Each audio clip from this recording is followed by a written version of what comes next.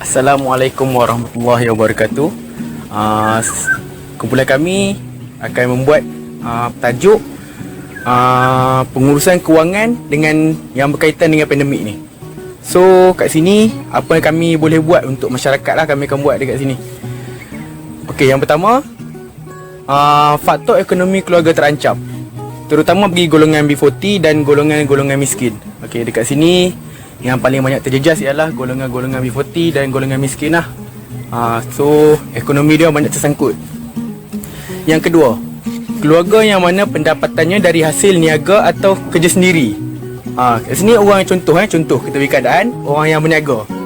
Bila orang yang berniaga, bila tak dapat berniaga, so dekat sini dia punya hasil pendapatan bulanan itu terjejas lah. Tu maksudnya untuk orang yang berniaga lah. Lepas tu yang terakhir, dibuang kerja kerana syarikat terpaksa mengurangkan pekerja.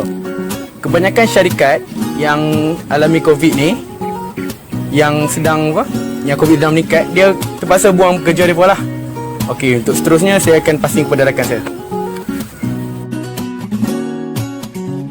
Saya akan menerangkan tentang faktor ekonomi masyarakat semasa pandemik COVID-19. Okey, yang pertama, ekonomi masyarakat terjejas semasa pandemik COVID-19 kerana kebanyakan tempat kerja ataupun syarikat diarahkan untuk tidak beroperasi semasa COVID-19. Okey, yang kedua, hilang separuh atau semua pendapatan. Hal ini dikatakan kerana banyak syarikat menggunakan modal yang banyak untuk membaik pulih prestasi syarikat, dan majikan akan mengurangkan tenaga kerja. Okey, yang ketiga, kuasa beli masyarakat berkurang kerana masyarakat tidak mempunyai pendapatan yang tetap semasa pandemik COVID-19 dan masyarakat tidak dapat untuk keluar membeli belah semasa pandemik COVID-19. Okey, seterusnya kita pergi kepada cara untuk mengatasi masalah pengurusan kewangan dan apa program yang wajar kita laksanakan dalam waktu pandemik ini. Program yang pertama yang wajar kita laksanakan adalah program bantuan makanan daripada rumah ke rumah. So, bantuan ini boleh dilakukan oleh mana-mana pihak, sama ada pihak kerajaan, pihak NGO ataupun badan kebajikan yang lain. So, kita sedia maklum dalam waktu pandemik ini terdapat beberapa kawasan yang dikenakan Perintah Kawalan Pergerakan seperti PKP, PKPB dan sebagainya. So, perkara ini menyukarkan kepada masyarakat yang ada di kawasan tersebut untuk mendapatkan makanan keperluan mereka, makanan keperluan harian mereka.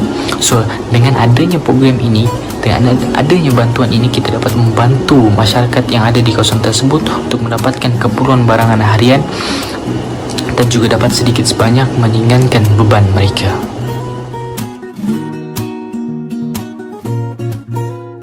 Saya ingin memberitahu cara mengatasi masalah pengurusan wang ketika pandemik COVID-19. Okey, kita boleh merujuk ke kelas pengurusan wang. Antaranya yang kita dapat mempelajari adalah menetapkan matlamat di dalam kewangan supaya kita dapat mengelakkan sesuatu pembaziran, seterusnya mengawal selia perbelanjaan agar tidak berlebihan dan belanja untuk perkara yang tidak perlu. Seterusnya, kita dapat meningkatkan pengetahuan pengurusan kewangan. Pengetahuan itu akan membantu kita untuk menguruskan kewangan dengan baik. Akhir sekali, melibatkan ahli keluarga dalam pengurusan kewangan. Keterlibatan ahli keluarga terdekat adalah perlu untuk memastikan perancangan dan penyusunan kewangan menjadi teratur serta mencapai matlamat yang ditetapkan. Itu sahaja daripada saya. Terima kasih. Assalamualaikum dan salam sejahtera. Saya Zah Fitri akan menerangkan tentang kepentingan pengurusan kewangan masa hadapan. Dengan adanya pengurusan kewangan yang baik, sudah tentu masa depan kita terjamin dan lebih terselamat. Okey, dengan macam mana? Apakah menjamin masa depan kita yang baik? Pertama adalah simpanan untuk masa hadapan. Kita harus ada bagi membantu kita di waktu sukar dan apa-apa yang akan terjadi di masa hadapan kita tidak tahu. Betul? Kita tidak tahu apa yang terjadi di masa depan. Jadi kita perlu ada simpanan untuk masa hadapan. Kedua, bekalan wang untuk kegunaan kecemasan. Seperti yang saya cakap tadi, sekiranya ada apa-apa jadi, kita ada wang backup. Jadi membantu juga sewaktu krisis yang kita hadapi sewaktu itu. Manakala yang ketiga, amalan agar tidak menjadi boros dan membazir. Sekiranya kita pandai menyimpan dan menggunakan wang kita, sudah tentu kita dapat amalkan sifat yang tidak boros dan juga tidak membazir, dan sudah tentu akan menjamin masa depan yang lebih baik dan cerah.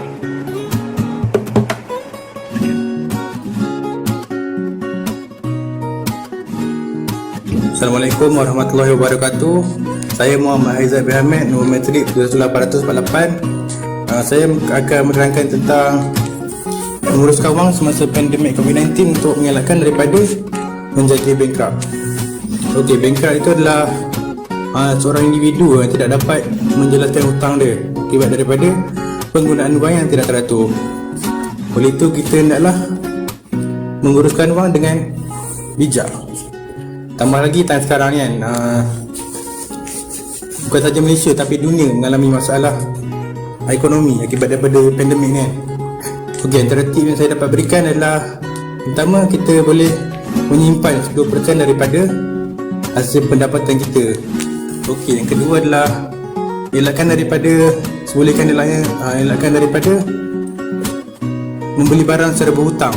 Dengan cara bagaimana? Dengan kita boleh membeli barang keperluan saja. Okey, akhirnya adalah kita boleh melabur dalam sumber yang dipercayai, contohnya seperti ASB.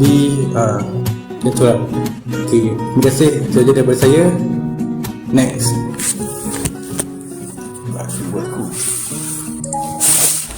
Dulu-dulu kan kita selalu dengar istilah OKB ataupun orang masukkan orang kaya baru. So mereka ni merupakan orang biasa yang menjadi kaya secara tiba-tiba disebabkan oleh durian runtuh dan sebagainya. So sepanjang krisis COVID-19 pula, saya nampak munculnya satu golongan yang belum ditemui lagi, iaitu golongan OMB ataupun dipanggil sebagai orang miskin baru.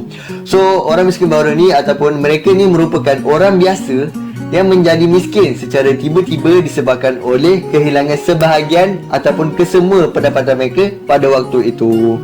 So pendek cerita, diorang ni jatuh miskin sebab terputusnya gaji lah. So antara golongan-golongan yang terlibat dalam OMB ni adalah contohnya seperti golongan perniagaan kecil-kecilan, usahawan mikro, penjawat awam, dan mereka yang menerima gaji ataupun upah secara harian ataupun mingguan. Ini menunjukkan bahawa amalan pengurusan duit kita tidaklah begitu sistematik dan cekap, sehingga kan kita tidak mampu untuk menjalani kehidupan normal sepanjang krisis COVID-19 ini berlaku di seluruh dunia.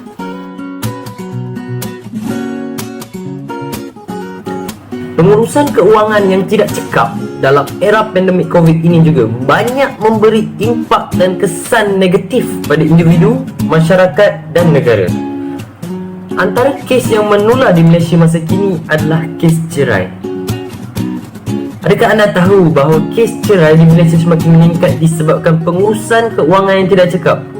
Perkara ini lebih terkesan nyata dalam era pandemik COVID yang sangat mencabar.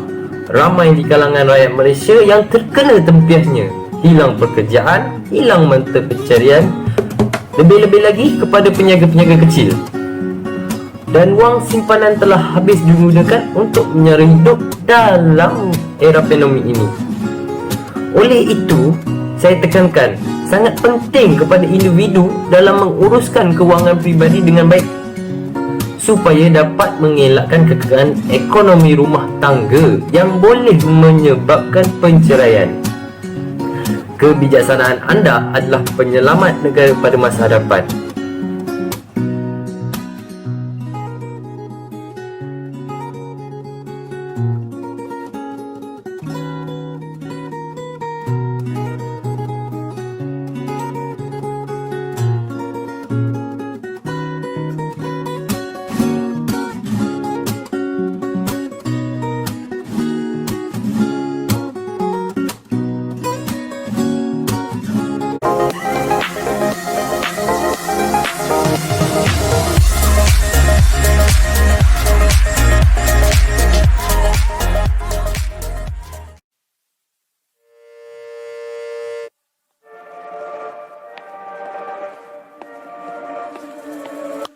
Looks like we've come to the end of the road.